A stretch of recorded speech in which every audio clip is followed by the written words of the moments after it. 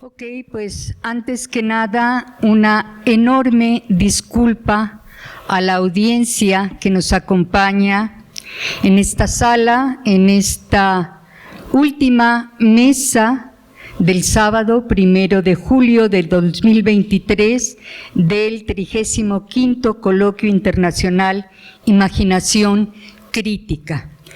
Como saben, pues tuvimos que cambiar de sede y esto también propició una serie de inconvenientes técnicos que no logramos resolver del todo, de tal suerte en que solamente tendremos la presencia de una de nuestras invitadas, venturosamente, pues será una presencia física aquí en sala. Nos van a aclarar algo, así que, bueno, no, creo que no nos van a aclarar nada. El tema y el nombre de esta mesa es Memoria Crítica, Escritura y Ficción. Mi nombre es Gabriela Olivo de Alba. Soy narradora, creadora de performance y coordinadora de 17 Radio. Esta mesa, con la que cierra la programación de este coloquio del Instituto, se propone establecer un diálogo, en principio un diálogo entre las dos autoras y el autor que nos acompañarían. Los voy a mencionar de cualquier modo. Como ya dije, tenemos aquí en sala a Carmen Boullosa, que no necesita demasiadas presentaciones para un público mexicano, para un público latinoamericano. Carmen, como muchas y muchos de ustedes saben, es poeta, novelista, dramaturga y ha recibido varios reconocimientos. Si mal no recuerdo, el primero debía haber sido en 1990 por una novela que se llama Antes. Fue el premio Javier Villaurrutia, ¿cierto? Y bueno, curiosamente, aquí estamos para hablar de memoria y esa novela tiene ese nombre, Antes. Ha recibido después de muchísimos otros reconocimientos, el más reciente en la Feria Internacional del Libro, la Filey, en este año 2023. Y bueno, yo no quisiera retrasar mucho más esta charla, porque así estaba pensada en un inicio como una charla, simplemente recapitular un poco en que curiosamente este tema de la memoria y de la imaginación crítica, ha sido tema de reflexiones desde la primera vez, el lunes, que tuvimos, en donde se habló de la posibilidad de entender o reconocer la angustia para habitarla como una opción, yo no sé si de esperanza iluminadora, pero sí de un hacerse cargo de esta conciencia, de este pensamiento y de esta imaginación crítica. Carmen, yo quisiera que de una buena vez iniciaras con lo que has preparado. No sé si ya te pusiste de acuerdo con el tema de las imágenes, cómo es que van a interactuar con ellas, con tu texto. Todo perfecto, Gabriela. Muchas buenas tardes tengan todos ustedes. Si todavía son tardes, ya no sé si son noches o mañanas porque me norteé. Muchas gracias por su paciencia, por esperar a que se resolvieran problemas técnicos. Lamento mucho que nuestros dos compañeros que iban a estar aquí no participen en el diálogo. Yo venía preparada para un diálogo. Como soy una necia, insistí cuando nos invitaron generosamente, dije, pero llevo algo escrito. No, es que es un diálogo. Entonces hice unas pequeñas notas, traigo algunas imágenes que quiero compartir con ustedes. La primera imagen que les quiero mostrar es la número 2 que tienen ustedes allá arriba. Si me ayudan, o ya está. ¿Todavía no está? Échenme una imagen. échenme la imagen número 2 si pueden. Si no pueden, las platico, porque de todas maneras las voy a platicar. ¿No? ¿Tengo que hacerlo yo? ¿Y cómo hago? Pico a la derecha y es la 2. Bueno, la primera imagen que quise traerles para pensar en la imaginación crítica antes de entrar a la memoria es esta caricatura de Gis que adoro. La encontré justo cuando estaba yo pensando de qué iba a hablarse, de qué voy a hablar, no es de la caricatura de Gis, pero me gustó como un ejemplo de verdadera imaginación crítica. ¿Por qué? Porque él inventó este monito que va viajando en la propia nube que él mismo va imaginando. Y no solamente él va montado en su propia imaginación, es, digamos, una imaginación real para él mismo. Con su imaginación, él va creando el espacio no solamente con el que se desplaza y sobre el que habita, sino que es también sus ojos, es su mirada. Está en una imaginación circular, no le llamaría yo un ejemplo de imaginación crítica, sino sí un ejemplo de imaginación circular. Y esa imaginación circular, porque le pesqué al monero, le pesqué esta caricatura, este dibujo en Instagram. Se lo pesqué en Instagram y pensé, bueno, me encanta porque habla tanto de una especie de imaginación circular nos obligan las redes cuando dan opciones de propuestas muy rápidas. Hay algo que tiene de circular, no sé si de crítica, pero sí de circular, tampoco de escritura, de historia y de ficción, que es un poco lo que yo quiero hablar al hablar de la memoria. Entonces, he traído esta, que de manera espontánea, posiblemente involuntaria, esta figura humanoide que ve y monta como se monta un caballo sobre su propia imaginación. Su olfato, su rostro, todo. Él ve el mundo con la clara nube de su imaginación y de alguna manera sí podemos decir que en ella se subleva y subvierte, porque viaja en ella, el orden natural de los hechos. La segunda pieza que yo les quiero mostrar, ¿la tengo que mover yo o me la mueven allá arriba? Pues aquí vamos a intentar. Esta segunda pieza, bueno, la caricatura de Gis la pesqué, como les comento, al vuelo cuando estaba pensando en qué compartir con ustedes, qué trabajar, por dónde enfocarme. Y esta segunda corta pieza que quiero narrar es de Gabriel Orozco, muy posiblemente ustedes la conocen, de 1997. La vi en ese año en la Marion Goodman de Nueva York y se llama Papel de baño y ventiladores. La verdad es que las fotografías no le hacen ninguna justicia porque no se veían así cuando me las encontré.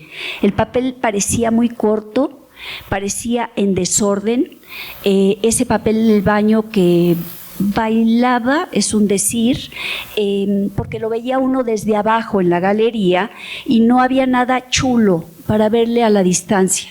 No tenía nada artístico, sino que era una pieza realmente de imaginación crítica, de la hechura, de la factura misma, de el arte como considerado como un bien del mercado del arte, un guiño del capitalismo, o si prefieren otra etiqueta, era una pieza del ciego onanismo humanoide, ya que dije humanoide, la figura de Gis, que nos ha conducido a la catástrofe ecológica en que habitamos. Con esa pieza como una especie de ojo o de imaginación crítica, nosotros podríamos describir y descifrar los pecados éticos de nuestra cultura, entre lo civilizado y lo limpio, el papel del baño, la relación con nuestro propio cuerpo, que no podemos tocar.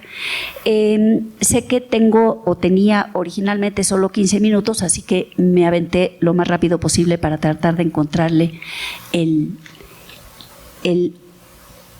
centro de imaginación crítica a la pieza de Orozco. En realidad, lo que yo quisiera compartir con ustedes tiene que ver con una novela que estoy escribiendo. Es un pecado porque yo nunca hablo de las novelas que estoy escribiendo, pero llevo con esta novela 5 años y ya no me aguanto las ganas de hablar de ella. Y es posible que solamente que pinche yo su propia burbuja, por decirlo así. Pero es una novela que tiene muchos factores, entre otros La nao de China o El galeón de Manila, lo que con su existencia y con su ausencia, que fue terrible para México, nos dejó el galeón de Manila, y que Nueva España, que somos nosotros, que es México, fue un eje entre Manila y Sevilla y mis antepasados. Miembros de una familia a la que yo nunca sentí que pertenecía, pero que sé a la que pertenezco porque soy mexicana. Perdón, pero otra foto aquí es donde se le ve lo chulo a la pieza de Gabriel Orozco, que les juro que no lo tenía en la Marion Goodman, porque no había ninguna voluntad de hacer en ella algo así como intentó aquí el fotógrafo, mostrar algo de alguna manera bello. Bueno, este es uno de los personajes con los que estoy trabajando en la novela. Se llama Ángela Icaza, es mi tataratía. Está aquí retratada por Pelegrín Clavé. He estado fagocitando a otros personajes, la mayor parte de ellos mercaderes o almaceneros del siglo, fines del XVI al XIX, y con ellos, a trote de ellos, no como hace Gis, que él mismo dibuja su nube. Sí he trabajado con algunas novelas donde la nube la provoco yo, la dibujo yo. También he trabajado con otras, he ejercido mi imaginación crítica en otras novelas para trabajar con elementos reales, históricos, de siglos pasados, pero que son cuerpos inertes para un escritor si el escritor no, de alguna manera, tras fagocitarlos y analizarlos y tratar de revelarlos, no los convierte en elementos que alimenten su imaginación crítica para ver la atmósfera en la que ellos vivían, el momento histórico, etcétera. Entonces, los fagocito, como he hecho con Ángela, con la que tengo el contacto mayormente por esta pintura de alguna manera benefactor Pelegrín Clavé, y digo de alguna manera benefactor porque él dirigió la Academia de San Carlos. Las mujeres todavía no podían tomar clases en la Academia de San Carlos, pero él la pinta en 1850 y poquito, cuando ella ya ha expuesto en las exposiciones anuales de la Academia de San Carlos. Pelegrín Clavé da permiso a las mujeres, sí, así lo vivía él, para exponer sus piezas en la exposición de San Carlos. Ella ya había expuesto y tuvo una carrera de pintora bastante sobresaliente, que ahora veremos lo que pasó con ello. Entonces, para figurar a estos personajes reales, estos personajes históricos, y poderlos usar en una novela, poderlos usar como materia para que la lengua misma sea un espacio de imaginación crítica para el escritor y para el lector, para figurarlos debo de alguna manera cortarlos y borrarlos como si fueran un pasto al fuego. Leo sobre ellos, sus negocios, sus números, sus correspondencias, cartas de las que apenas puedo sacar un medio respiro, por las que debo un infinito agradecimiento a los estudiosos del comercio de aquellos siglos. Entonces, ahí tengo al galeón de China, la nao de China, al galeón de Manila, y tengo también otros personajes que acaparaban el transporte de la corona en la tierra de la Nueva España, y trabajo intensamente con los muertos, donde tratando de encontrar todo lo que hay escrito sobre ellos, lo que ellos mismos escribieron, leyendo entre líneas, buscándolos. En el caso de Ángela, la suerte de encontrarme alguien mirándola. Me he topado con personajes que nunca creí ver. Morelos, nuestro héroe nacional, trabajando para uno de los personajes con los que estoy en la vida real, bueno, con todos ellos, incluso con Morelos, despojándolos para encontrar, digamos, su centro.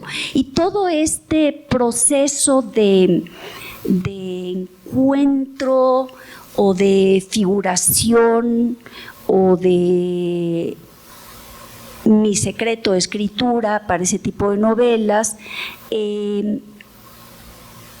está basado en este esfuerzo, o en no este esfuerzo porque es una delicia, en esta aventura de leerlos, descubrirlos, tratar de entenderlos, fagocitarlos, y sobre lo que resta de sus cadáveres después de este proceso, imaginarlos críticamente, traerlos de nuevo críticamente con todo lo que puedo saber de ellos y todo lo que puedo imaginar críticamente de ellos.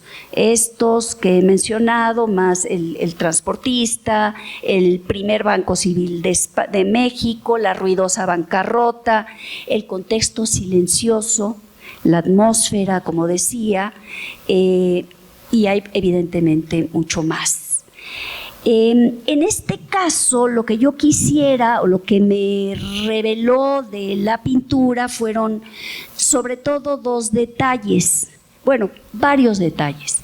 El encaje me llamó la atención, el hoyuelo en su bracito. Era una mujer que no quiso casarse, que evidentemente también peleó para que no la metieran al convento, como ocurría con, excepto la menor, que se quedaba a cuidar a los padres, las mayores que por algo, o porque no había para pagar la dote o por lo que fuera, las metían al convento. Ella quería ser pintora y de hecho lo fue. 36 de sus pinturas fueron reseñadas. He leído en el trabajo fantástico que hizo Rodríguez Pampolini, Ida, que recopiló la prensa de crítica de arte del siglo XIX. He leído, busqué y rastreé, encontré el libro de biblioteca, no libro que pueda uno buscar, hacer search en la computadora, pero necesitaba también cuando no hablan de ella, porque hablaban también de ella, uno de los varios personajes que tengo. Bueno, y ahí me fascinó ver en el brazo, pintada por su maestro o su protector, Pellegrín Clavé, que tiene una especie de hoyuelo, el hoyuelo sensual. No lo tiene en la cara, lo tiene en el bracito, mostrando algo que hay ahí de sensual, digamos, en ese fangal o en esa especie de lodazal que tengo que fabricarme para poder ejercer la imaginación crítica. Esos detalles que son la chispa o la materia del fuego de la creación de la propia escritura, para después también ejercer la imaginación crítica en el periodo histórico o en la manera en que ha sido contada esa historia. Como siempre hemos oído hablar de que Manila, su comercio con España, y que aquello era el barroco creado por el encuentro de los mares del sur, nuestra América, y cómo todo eso es el mundo español, el mar español. Bueno, en realidad el centro, si es que hay centro, estaba aquí, estaba en la Nueva España. Entonces, todo esto, al verlo, yo quería ir directamente al personaje, pero la fuerza y la carga del galeón de Manila es tan grande que me me robaba la atención el jarrón de Pellegrin Clavé. El jarrón que evidentemente es una pieza de cerámica, traída, no hecha aquí, sino que traída de los mares del sur. Y en esa pieza de cerámica que tiene Pellegrin Clavé, en lugar de querer hacer, como hicieron muchos otros pintores con eso, una marca de la clase social del personaje, lo que a él le arroba, porque está pintando a una pintora, y lo que a él le arroba es el reflejo que él es hermosísimo en la pintura, está en San Carlos, por cierto.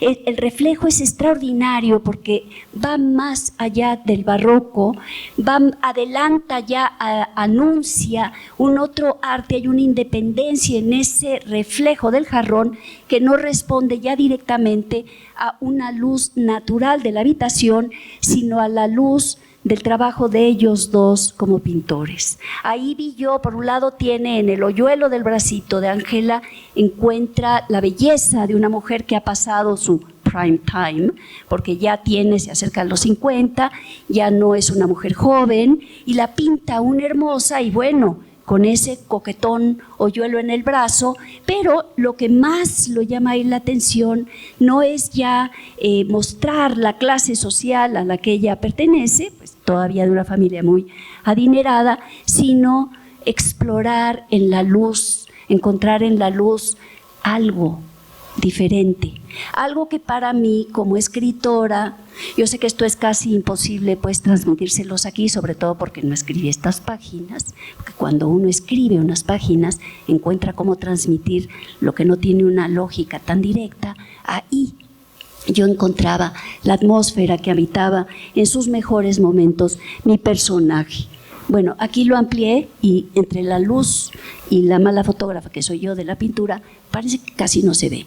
Pero échenle un poquito de imaginación crítica y verán cómo ahí Pellegrin Clavé, en su diálogo con su modelo, que es también de alguna manera mi modelo, aunque yo me resisto a pensar que al trabajar en una novela, el novelista trabaja con modelos, como trabajaba el pintor del siglo XIX y trabaja hasta el día de hoy el retratista. No trabaja con modelos, lo que el novelista busca es la atmósfera, es lo que está y no está en el retrato. Bueno, el encaje. Claro, en el encaje lo que me daba había ya en el encaje de ella otro pedazo de la historia de la familia, los obrajes, donde no solamente hacían aún las telas, sino que también hacían los tejidos y que de alguna manera me explicaba algo que yo no podía entender de mi propio código genético, porque me he hecho la prueba varias veces, primero porque buscaba que tuviera yo un origen africano, cuando trabajando con otra novela, que no viene ahorita a cuento, me obsesioné pensando cuantísimos afromexicanos había en México en los siglos mal llamados de la colonia, porque nosotros éramos un reino, y que el porcentaje de afromexicanos era tan grande que yo tenía que tener, tenía que estar en mi código. No podía ser que yo no lo tuviera, pero para mi sorpresa lo que encontré tras 3 veces de haberme hecho el examen, porque como todos ustedes saben, esto ha ido creciendo de calidad, me encontré que tengo sangre guyaratí y no una proporción despreciable, que esto es del norte de la India. ¿Y de dónde vino? Pues evidentemente de dónde vino, del Galón de Manila. ¿Por qué? Porque el tráfico de esclavos que hubo entre aquellos mares del sur, los esclavos autorizados y los no autorizados que entraban y que muchos de ellos quedaban en las paradas antes de Acapulco, y al tiempo que tengo en papeles, en documentos de la familia, en libros escritos sobre ellos, tengo los que llevaban los obrajes en Coyoacán, el señor Bertis, que era también transportista, como al mismo tiempo tengo la esclava o los esclavos o el esclavo, mi espacio para la conjetura. Y en la conjetura pues también es otro elemento que alimenta mi posibilidad de imaginación crítica para crear la materia de la que se nutre la lengua que va haciendo ese cuerpo nuevo, que es siempre una novela. Y esto, digamos, del jarrón, fui llevándolo, y del encaje, ¿no? Del encaje que tiene. Bueno, todos nos hemos puesto paliacates, los mexicanos, creemos que son muy nuestros, y vienen de Guyarat. ¿De dónde vienen? Pues de mi tatarabuela, o sea, de mi tatarabuela, o donde fue, o tatarabuelo, porque tengo mis diversas conjeturas. Si fue una esclava mujer, si fue un esclavo varón, eran oro molido para los obrajes, para trabajar con los textiles, para enseñar los diferentes técnicas de impresión de imágenes y los otros bordados, no solamente los que pensamos, los que venían directamente de los mares del sur, sino todo esto que nos fue trayendo el galeón de Manila. Bueno, resulta que Ángela Icaza, de la retratada, pintora, por lo menos hay 36 pinturas de ella, hay 36 de la que hablan los críticos en lo que recopiló Ida Rodríguez Prampolini, no sé cuántas más pinturas tuvo ella, pero de ella hoy conocemos solamente 4 pinturas. Las demás están desaparecidas. La cuarta de ella se encontró hace poco antes de que empezara la pandemia, apareció en el Museo de Guanajuato cuando limpiaban una pintura de Cabrera. De Cordero, perdón, es que le tengo un poco de tirria a ese personaje, y ahorita les voy a decir por qué, porque él quedó después de Pelegrín Clavé de director de la Academia de San Carlos y prohibió que las mujeres estuvieran en la exposición anual de San Carlos. Digamos que además de que se le atribuía la pintura de Ángela de Icaza a él, esta pintura que se llama La Alucinada, había sido él la ruina de su carrera de pintora. No solamente la ruina de su carrera de pintora, sino que decían que esta pintura de La Alucinada era de él. Y al limpiar la pintura apareció el nombre de la firma de Ángela Icaza. No era de quien la enterró en vida, sino que era de ella, era de ella. Y en esta pintura busqué entre la crítica, y en la crítica de pinturas de Ángela Icaza aparece esta pintura diciendo que no saben si es autorretrato o una copia, porque claro, Ángela era mujer, ni modo que ella iba a inventar, con imaginación crítica, iba a hacer un trabajo de una mujer la alucinada, tenía que ser o autorretrato o una copia. No es una copia, es una pintura creada por Ángela Icaza. Tiene en la mano un medallón. Tiene en la mano el medallón es inidentificable y claro, para mí, de nuevo, como aquel resplandor en el jarrón que ha venido de los mares del sur, de nuevo, este retrato que no sé bien qué es, pues me da una chispa, me da un espacio para imaginación y para sumarse a la materia de la imaginación crítica. Como les decía, decían en su tiempo los críticos, si me estoy colgando horrible, me estoy poniendo aburridísima, levanten la mano y me hacen preguntas en medio o me dicen ya cambia de tema. Bueno, los críticos de su tiempo, el crítico que habla de esta pintura dice lo que ya les comenté. Yo creo que era evidentemente una crítica pues marcada por el género del artista. Lo que no notó ese crítico es que cuando Pelegrín Clavé, que bien la estimaba, la pintó con unos lentes de leer y de pintar en la mano. Sí, muy elegante, con un vestido blanco, con un vestido de clase. Pintó también a otras con este tipo de vestido, era el vestido de moda que se hacía en los obrajes, con este tipo de bordado que tenía toda la memoria ya añeja de la nao de China o el galeón de Manila, pero y que a ella es la única que le pone el gesto sensual de ese hoyuelo y le pone joyas, claro, porque pobre no era, pero le pone lentes. Yo rebauticé este retrato de Ángela y Casa como la Virgen Lectora. Busqué en la pintura que apareciese un libro. No hay un libro, hay una cajita de pinceles. Pero estos son lentes, sí, de pintora que pinta de pie, con la cadena de oro muy larga, pero también son los lentes de leer. Y leí en una crítica a ella que decía, anónimo en El Espectador, decía el crítico: Ángela, tal pintura, tal pintura, por cierto, desaparecida, la describe, no da título de la pintura, una pintura que no se conoce de ella, y dice, bueno, puede gustar a quienes les parezca favorable la inteligencia del artista. Y otro habla de ella como alguien a quien se le notan a sus pinturas que a ella le gusta mucho leer. Esto no era un plus, quiero que quede claro. Claro, para mí, para nosotros, es un plus. Entonces los lentes quedan borrados por los críticos. Con esto también queda borrado lo que para mí era un inmenso atractivo. Entonces yo hice mi ejercicio con su mano de Ángela y Casa, aquí tiene sus fechas. Hice mi ejercicio de mi Cora. Esta es una de las 100.000 representaciones de la invención de la pintura que retrata a Plinio en su historia natural maravillosa, en donde bien dice el nombre del padre de quien inventa la pintura.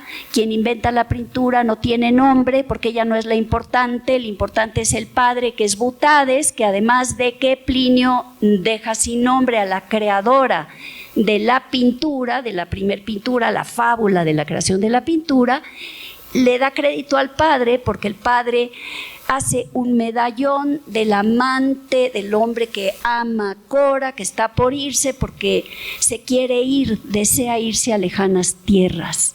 Y Cora lo que hace es poner una candela, una vela, para proyectar la sombra de su amado y quedarse con la memoria de su amado, la memoria que es el oro molido de todo artista, sobre todo pensaría yo de todo escritor. Pinta la memoria. Entonces nuestra Ángela y Casa es una Cora más. ¿Por qué? Porque por lo menos 32 de sus pinturas siguen a la fecha desaparecidas y sabemos que la 32 había sido adjudicada a un pintor que no era ella, se le había quitado. Es una Cora más a la que Plinio le quita el nombre y que es la fábula de la invención de la pintura. Bueno, de nuestra Cora lo que yo hice fue revisitar su pintura de La Alucinada y pensar en La Alucinada un ejercicio de inteligencia de ella, de creación de ella, no de un autorretrato literalmente, sino bien a bien lo que también hace un novelista. O sea, un novelista trabaja con su imaginación crítica, adentrándose en eso que él quiere narrar, alimentando su propia escritura en mi caso, la investigación, en la mayor parte de mis novelas, creo que en todas, la investigación y la lectura, y haciendo esta masa, digamos, para encontrar su propia voz, para mostrar su propia voz. Y eso no es un autorretrato, eso es una pieza de arte, es una novela, es un poema, es una pintura, pero yo para descifrar el poder de la pintura le puse a su Alucinada, en lugar de tener en la mano el medallón que en teoría el amante la ha dejado y se le ha ido la cabeza y está ahí completamente alucinada, ella la perdió, la ropa es un poquito fuera de lugar, el cabello totalmente despeinado. En lugar de eso, lo que yo veo es el trabajo de un verdadero artista. Ahí está. Ahí está. Bueno, es lo que yo había preparado. Las manos de Ángela, las manos mías, mientras voy trabajando, para el diálogo que íbamos a tener hoy. Pensando, por supuesto, si lo hubiera escrito, que la imaginación crítica es la única puerta que hemos tenido siempre nuestra especie para sobrevivir, para hacernos de nuestro propio mundo, para inventar en realidad lo que nosotros somos. Y para cerrar, pues traigo también otra cosa de humor, porque si ya se durmieron, a lo mejor Gismel los despierta. Y aquí, bueno, vean la caricatura. Primero yo tengo mi lectura o mi narrativa de ella. Está el caricaturista vuelto un molusco, imaginando todo el día, o el creador imaginando todo el día, y llega la mujer, va a decir alguien que es una caricatura misógina, no lo voy a decir yo, le llega la mujer sonando los platillos para despertarlo porque ya es hora de ir por los niños a la escuela. Y lo que pienso, lo que yo leo narrativamente, pensando en imaginación crítica, es que evidentemente el que está sentado imaginando no está viendo productos comerciales, falsas imaginaciones pensadas y hechas y facturadas para robar y seducir y tener algo vendible, sino que está en realidad pues ejerciendo ese libre derecho humano que es la imaginación crítica. Él está ahí, quién sabe qué, en ese momento tal vez no sale la chispa, pero está trabajando, haciendo su propio le he llamado lodazal, su propia materia, pensando, y ha sido un buen día. Y viene ella tratando de sacarlo de este espacio de imaginación, tal vez un poco inconsciente, de que todo lo que usa ella es producto también de la imaginación crítica. La escuela, donde hay que ir a recoger a los niños, los platillos que está ella sonando son creación de la imaginación crítica, el vehículo de transporte que va a usar él para ir por los chicos, pues es una creación de la imaginación crítica humana, etcétera. Donde parpadeemos veremos una hechura, una deshechura o un espacio de ocio que nos da un sentido de nuestro propio ser vía la imaginación crítica. Y ese es mi breve diálogo interruptus del día de hoy. Muchísimas gracias. Me encantaría si me avientan preguntitas. Pues muchas gracias. Muchísimas gracias a ti, Carmen. Yo soy mujer de rituales, entonces traté de hacer presencia, aún sin saber que no iban a poder estar físicamente conectados nuestros autores, y quisiera, porque aquí tengo la obra de José Carlos Agüero, intentar establecer una suerte de diálogo, como si yo fuera una medium, a partir de la noción de memoria, porque lo que ha hecho Carmen con enorme generosidad, esto de compartirnos lo que ha sido este proceso de esta novela, que esperemos se publique pronto. Creo que, bueno, no sé si pronto, pero creo que ya has abierto suficiente apetencia entre nosotras, las personas que estamos aquí y las que nos siguen desde YouTube o Facebook, para leerla.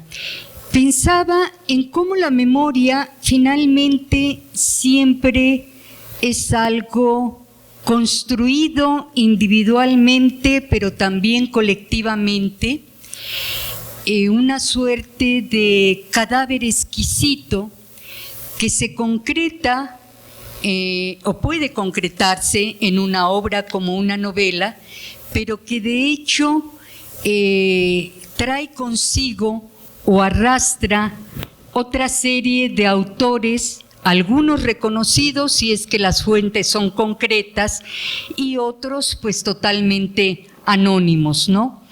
Pero pensaba también en cómo la memoria puede llevarnos o puede permitir que nos apropiemos de experiencias ajenas, remotas, de que de alguna manera encarnemos, en este caso, a esta tía maravillosa, talentosa, pero también de aquella memoria que viene de lo más inmediato, o si no de lo más inmediato, de una vida sí vivida. Es como la memoria que sí se vive, y en ese sentido quisiera yo hacer alusión a la obra y a la figura de José Carlos Agüero, que nos estaba acompañando, pero nunca logramos hacer que su voz se escuchara nítidamente en la sala.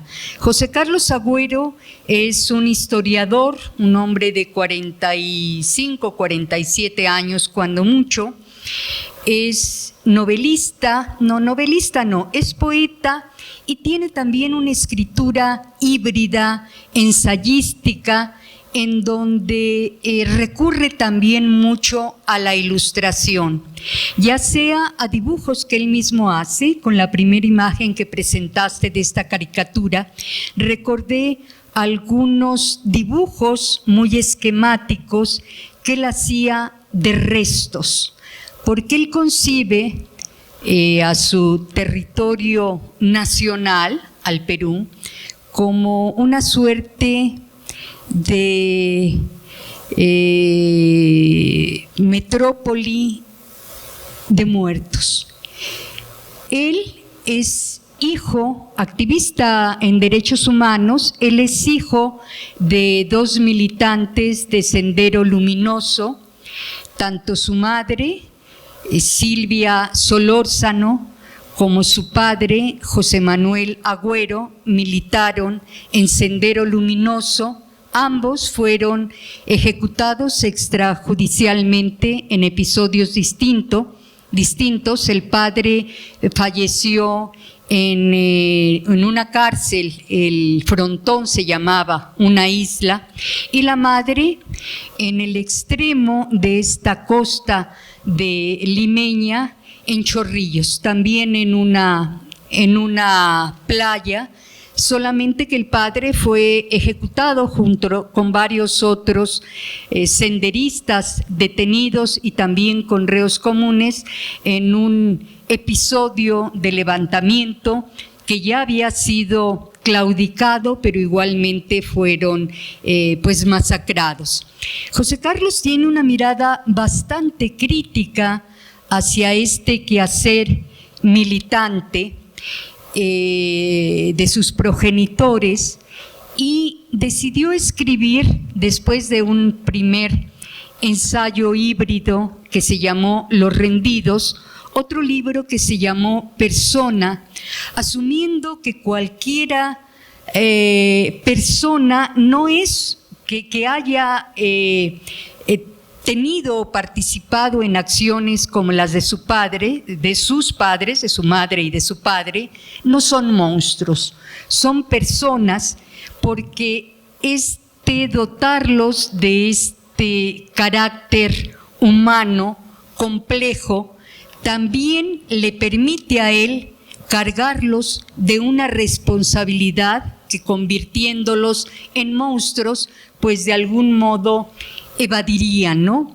Me llama la atención, decía, cómo construimos o cómo tejemos estas memorias, porque mientras tú mostrabas esta mujer hermosa en sus 50 años, con este guiño de coquetería, en donde pues a lo mejor hasta podríamos adivinar un juego de seducción entre quien retrata y quien se deja retratar.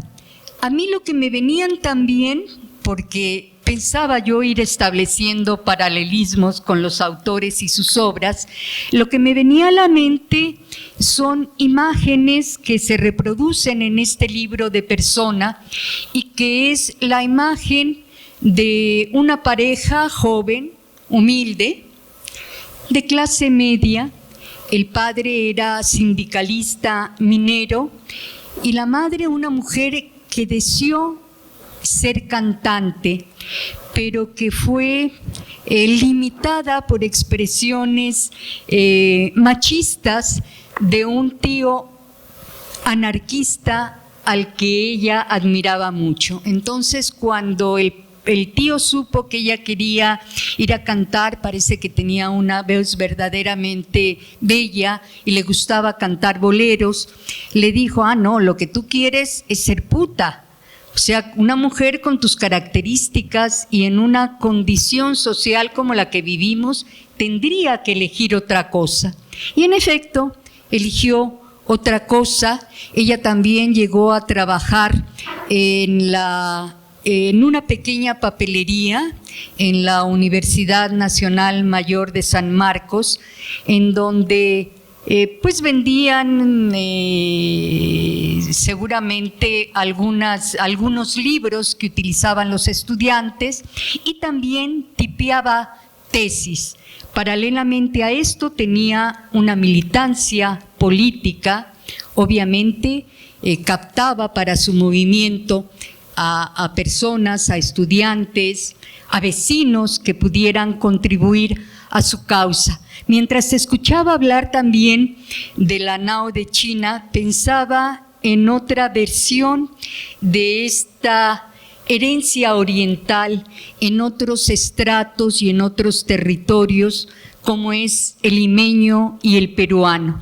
José Carlos tiene muy en la mente que cuando era niño él, entre las actividades múltiples que tenía que tener la madre para subsistir, vendía chinitas, y yo le decía: ¿pero qué es eso de chinitas? Dice: estas zapatillas negras que usan las mujeres chinas y que tienen un bordadito al lado.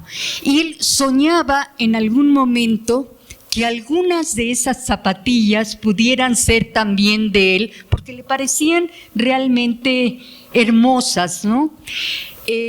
A lo que quiero ir es a cómo construimos las imágenes.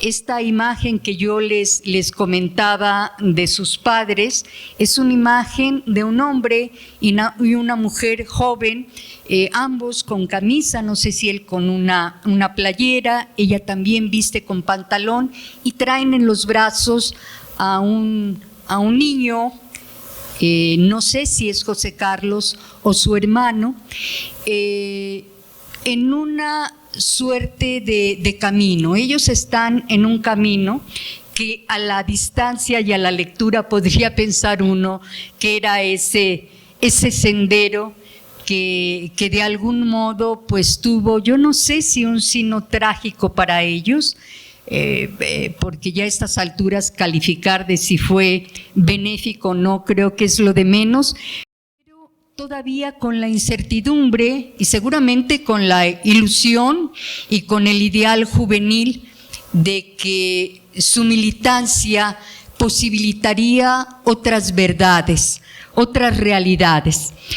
A mí me llama mucho la atención este tema de la memoria, porque alguna vez el año pasado él vino invitado por una ONG, lo invitaron a varias charlas. Una de ellas se llevó a cabo en la UNAM, creo que en la Torre de Humanidades, o no sé si en Ciencias Políticas, y lo sentaron en la mesa con personas que habían sido hijos de argentinos que habían padecido las circunstancias de la dictadura en Argentina. Y él lo que mencionaba es que cuando se hablaba de la memoria como una memoria privilegiada por ser herederos o descendientes de figuras sacrificales, por llamarlas de alguna manera, él comentaba que, bueno, pues la memoria absolutamente todos lo tenemos, ¿no?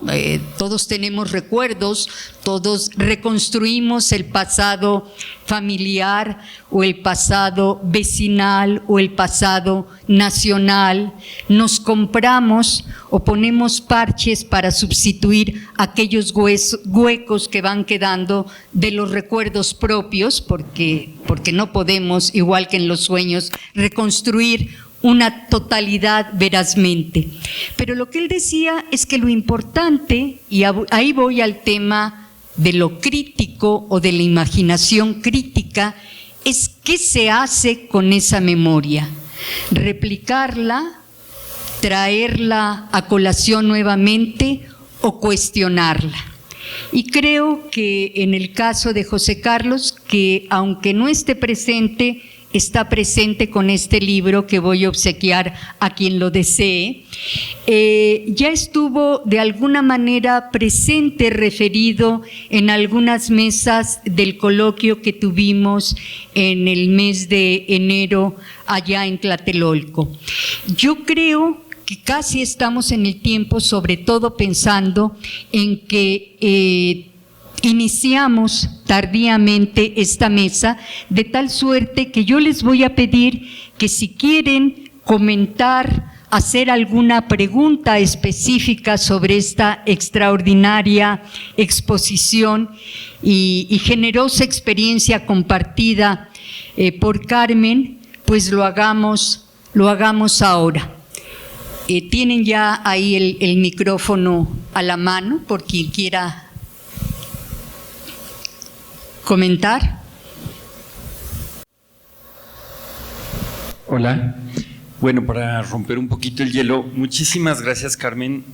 Sí nos has abierto muy generosamente tu cocina, y no solamente por la primicia, sino por la forma en que nos has transmitido pues la manera en que te ubicas, ¿no?, en tu trabajo.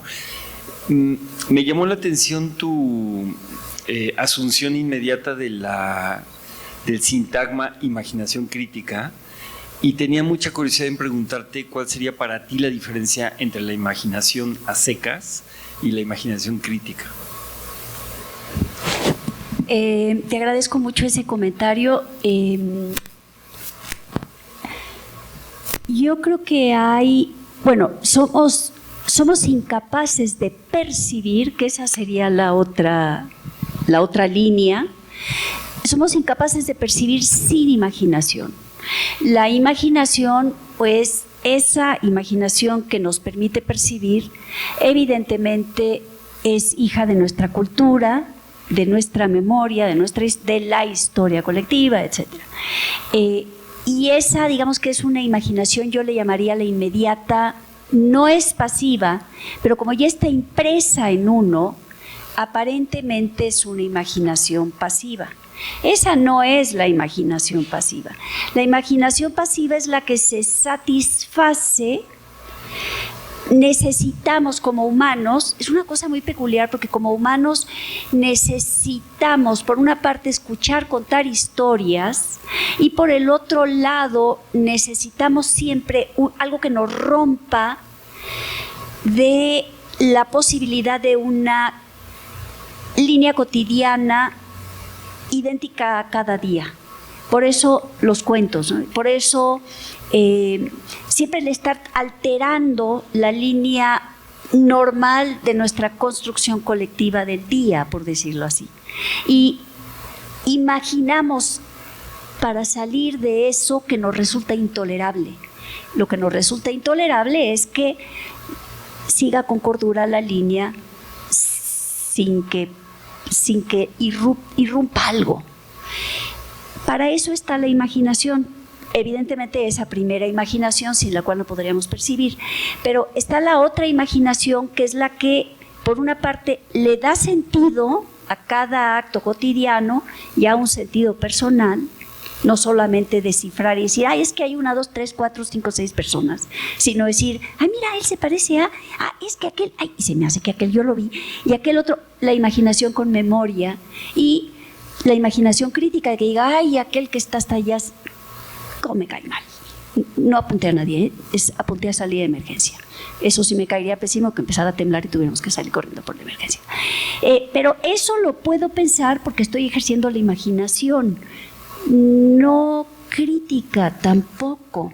Ya la imaginación crítica es cuando yo diga, supongamos que soy un hombre de las cavernas de cuento de niños, porque todos ya sabemos que ese hombre, mujer de las cavernas, no existió como tal, pero supongamos un cliché de una mujer de las cavernas, harta de tener que ir caminando 12 kilómetros al día para sacar agua a mano de tal, pues esa mujer de las cavernas, con imaginación crítica, pensó cómo demonios llegaba más rápido, cómo se traía el agua sin que fuera tan esfuerzoso y cómo todo lo que vivimos en nuestra vida cotidiana es producto de una imaginación crítica, desde el maldito semáforo que no nos deja llegar a tiempo a un lugar, hasta el horrorípido tráfico que padecemos todos los días, hasta la catástrofe ecológica en la que vivimos, fue producto de una imaginación crítica de la que no saldremos si no tenemos una imaginación crítica, nuestra idea de nosotros mismos,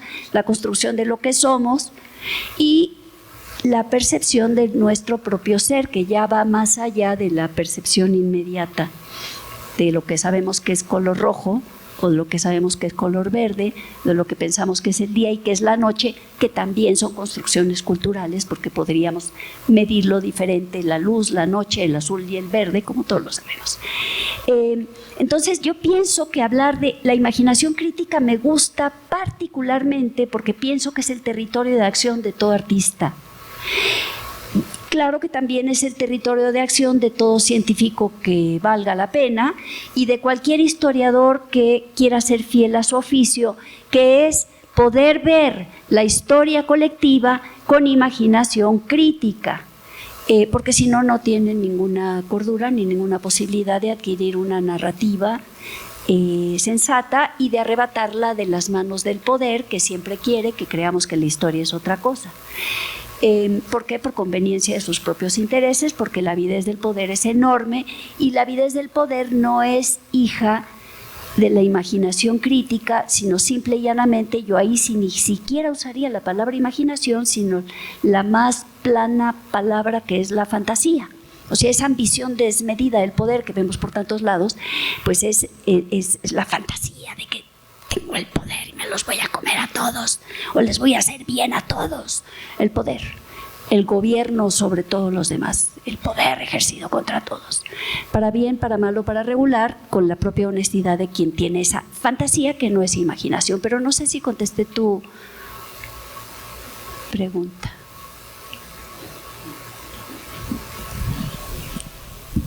A ver, otra participación Leonora, ¿sí? Aquí de Leonora Crocker.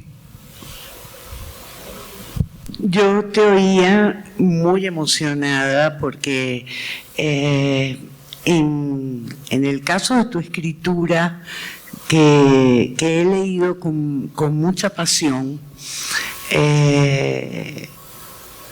pues sé que la imaginación va de la mano con la investigación, ¿no? Y ahí se cruzan dos procesos que uno diría, pues la investigación es lo contrario de la imaginación y no es así. Y recordaba, por supuesto, por una parte Llanto, Novelas Imposibles, que es una novela que me parece hermosísima.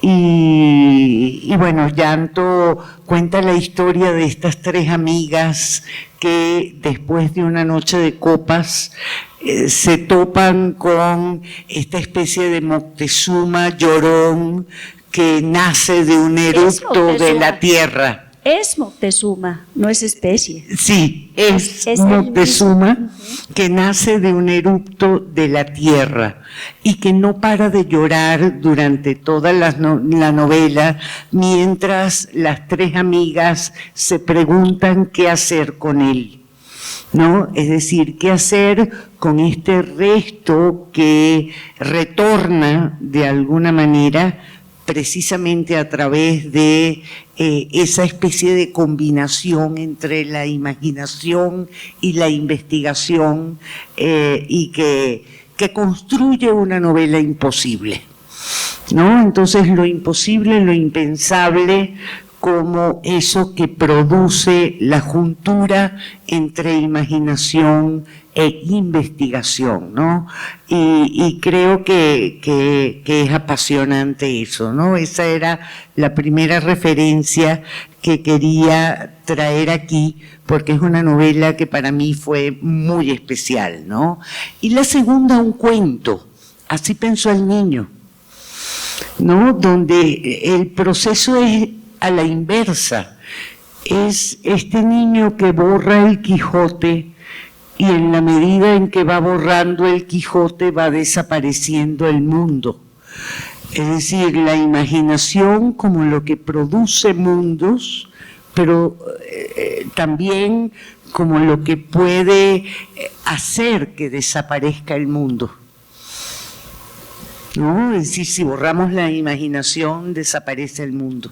Bueno, el mundo humano, evidentemente. Claro. Y eso sin duda. Ahora, ¿cuál puede ser la máquina de imaginación más querida de cada quien? Yo te agradezco que hayas mencionado dos.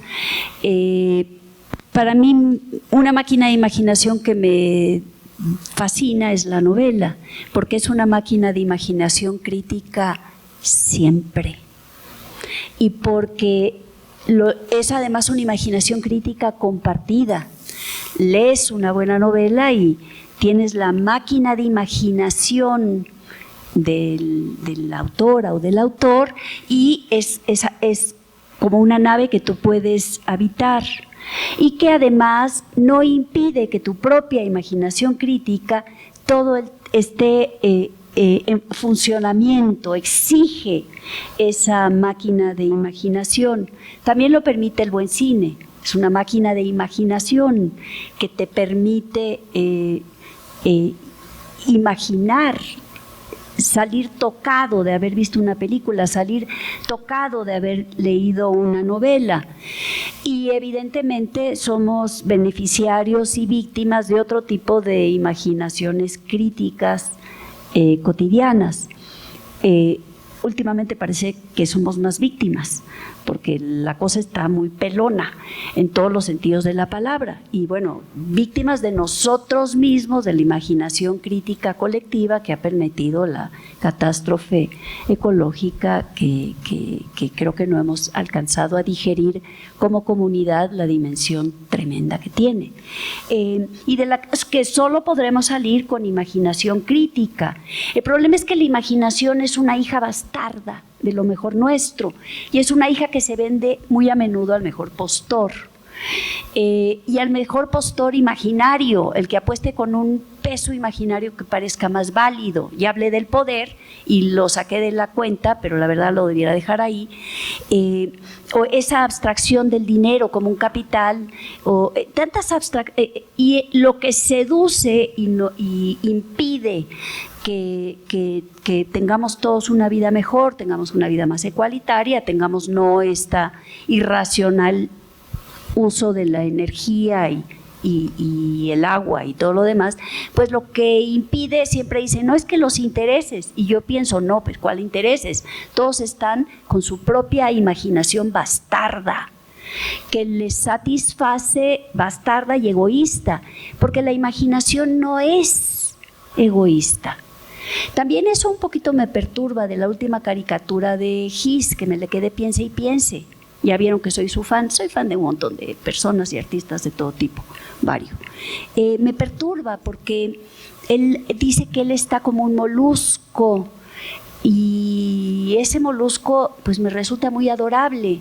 También ella me resulta adorable porque uno entiende perfectamente bien que están en una familia, que están bien producto de la imaginación crítica bastarda del humano, para reforzar el paternalismo, el patriarcado, y para crear toda una confusión de lo que somos cada uno de nosotros, y que es también fruto de una imaginación en un momento crítica y después completamente bastarda, aunque creo que en el caso de la familia también es 100% bastarda, como en el caso de creer que las mujeres no sabían pensar, es 100% bastarda.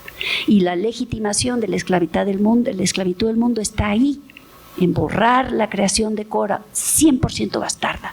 Y Plinio, que es genial, borra a Cora porque es víctima de un pedacito de él que es imaginación enteramente bastarda, para darle todo el crédito a Butades.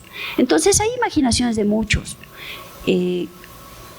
La bastarda es asquerosa, la que es fantasía también me repugna, la que es legítima y responde a una verdadera instinto de curiosidad, por llamarle de alguna manera, o de irrupción de la realidad o de comprender la realidad, esa absolutamente me fascina. Me encantaría todo el día no hacer nada más que estar imaginando, y en realidad es casi lo que hago.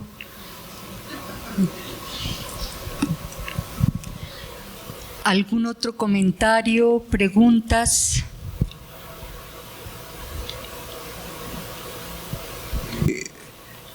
A mí siempre me queda una sensación rara cuando se trae a la mesa a un personaje como tú lo has hecho, Gabriela, de modo tan bonito. Y me muero de curiosidad de conocer algo de él, ¿no? Yo no sé si tienes tú un fragmento elegido, un poema, un fragmento de su libro y nos puedes ayudar con eso. Qué lástima, porque lo tuvimos en mudo un montón de tiempo aquí en la pantalla, pero no lo podíamos poner a hablar. Sí, era su imagen muda y de pronto aparecía su imagen auditiva y él oía un zumbido insoportable. Bueno, pero Gabriela está para poder ayudarnos un poquito. A mí me queda una ganas de conocer algo de él. Déjame.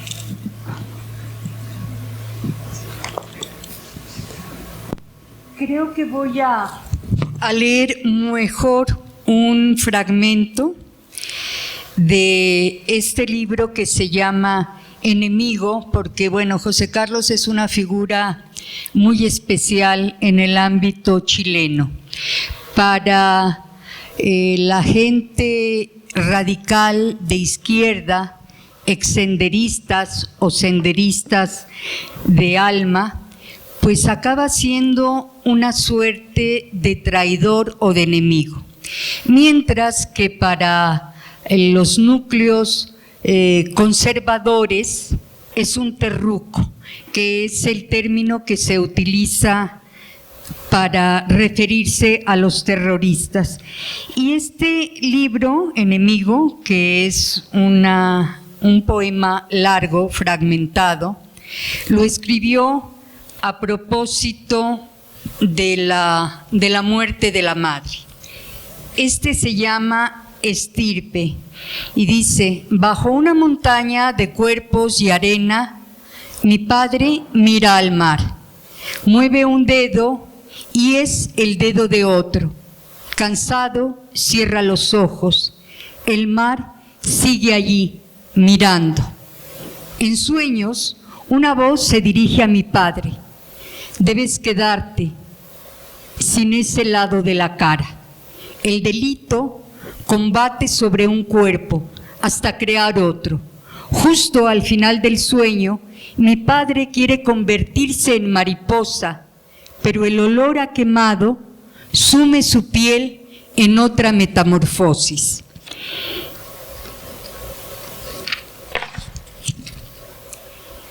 Rotos sus bordes, su cuerpo se dispersó entre las cosas. Mi padre no es la ceniza, no es el polvo, no son los animales que se alimentaron de él. Buscaré sus ojos, allí sobrevive inmune al tiempo, congelado de pavor, su último enemigo. Ella tiene una manera de hundirse en la tierra tan natural que la tierra no lo nota. Ella se deshace.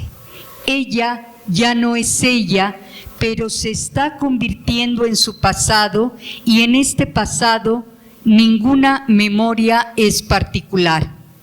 Por eso me tiendo a su lado, a esperar que los animales hagan su trabajo y nos conviertan otra vez en los restos húmedos que son la última forma de estar juntos. Creo que ahí lo dejo, porque si no nos vamos a alargar demasiado. Hay una anécdota que él cuenta sobre la culpa de el momento en que a él, que estaba en este pequeño local, papelería, donde trabajaba su madre y a donde algunas veces la acompañaba el niño. Yo no he calculado la edad que él tendría ya cuando falleció la madre, ya era más bien un adolescente. Estaba pues preocupado, aunque acostumbrado a la preocupación de que la madre desapareciera por varios días, no llegara a dormir cuando se estaba ocultando, cuando estaba en alguna de sus actividades, y que el momento en que a él llegaron a avisarle que la habían encontrado, que su madre estaba muerta, que la habían encontrado en Chorrillos, en una playa, lo que él sintió es un enorme descanso. Y se fue, tomó un autobús, creo que él vivía en el Agustino, en Villa El Salvador, en algún barrio alejado, en el que para llegar a él, a su casa, tenía que hacer un recorrido largo en el autobús. Fue y se sentó en los últimos asientos, pensando sobre todo en esta primera reacción que a lo mejor en algún momento se convertiría en dolor, pero que en ese momento exacto de la noticia, en lo que se convirtió fue en un cese del desasosiego, que sin duda lo que le trajo fue alivio. Entonces, pues sí, es fuerte. Yo espero, Carmen, y quisiera comprometerte desde ahora para que hiciéramos un capítulo, una emisión de un programa de la serie 17 Narrativas Sonoras, en donde puedan dialogar ustedes dos. ¿Sí? ¿Alguna otra intervención, Carmen? ¿Algo con lo que quieras cerrar? Porque creo que ahora sí ya estamos a 7 minutos de concluir nuestro tiempo. Yo solo quisiera decir, no digas que no funciona, o sí, ¿verdad? Quisiera decir que… A ver, te paso esto. Quisiera decir que he vivido hoy también un elogio del oficio de escritor, porque a mí siempre me gusta llegar con algo escrito, y cuánto hubiera querido en cambio haber llegado con algo escrito, pero llegué simple y llanamente para conversar con mis pares. Así que en elogio del escritor yo les pido una disculpa, porque debí obedecer a mi instinto, llegar con algo escrito. Y la conversación es muy rica, es muy grande, es la mejor manera que tenemos para pensar. Cuando está uno conversando, sobre todo con colegas, siempre hay otra idea que sale y no los tuvimos a nuestros dos que íbamos a tener, Gabriela. Así que también eso es un elogio al oficio de escritor, porque nos faltaron esos dos escritores y nos faltó mi página. Así que con ese oficio de escritor solo darle las gracias por su paciencia. Carmen, Gabriela, hoy creo que fue algo así como una sucesión de faltas lo que vivimos, pero esas faltas abrieron un espacio para que del encuentro surgiera algo hermoso a propósito de la imaginación. Entonces te agradezco enormemente tu participación, le agradezco enormemente a Gabriela que haya conversado en esta mesa, a todos por la paciencia enorme. Seguimos y bueno, viene la lectura de poemas que nos permitirá cerrar este evento. Gracias a quienes nos siguen también a distancia.